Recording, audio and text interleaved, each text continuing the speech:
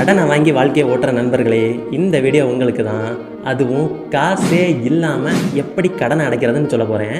இந்த வீடியோவை மறக்காமல் சேவ் பண்ணி வச்சுக்கோங்க, எப்போவாது யூஸ் ஆகும். வணக்கம் மக்களே.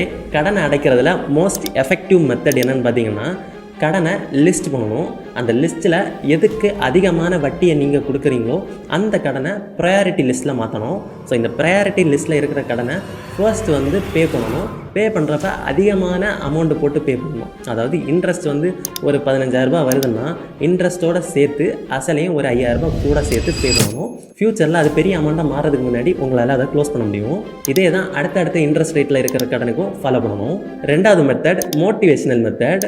இருக்கிறதுலேயே குட்டியான லோனை ஃபஸ்ட்டு பே பண்ணணும். அதாவது உங்ககிட்ட 10 லட்ச ரூபா கடன் இருக்குது, ஆனால் ஒரு கடன் மட்டும் 1 லட்சம் தான் இருக்குது அப்படின்னா அந்த கடனை ஃபஸ்ட்டு பே பண்ணணும்.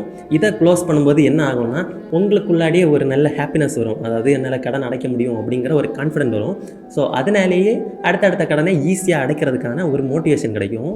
அதெல்லாம் இருக்கட்டும், காசே இல்லாமல் எப்படி லோன் அடைக்கிறதுன்னு சொன்னி அதை முதல்ல சொல்லணும்னு கேட்டிங்கன்னா, ஸோ இதுக்கு இன்னொரு லோன் வாங்கணும். அதாவது நிறைய பேர் என்ன பண்ணுவாங்கன்னா மல்டிபிள் லோன்ஸ் வச்சுருப்பாங்க, மல்டிபிள் இஎம்ஐஸ், அங்கே இங்கேன்னு கடனை வாங்கி டோட்டலாக பார்த்திங்கன்னா ஒரு 20 லட்ச ரூபாய் கடன் இருக்கும்.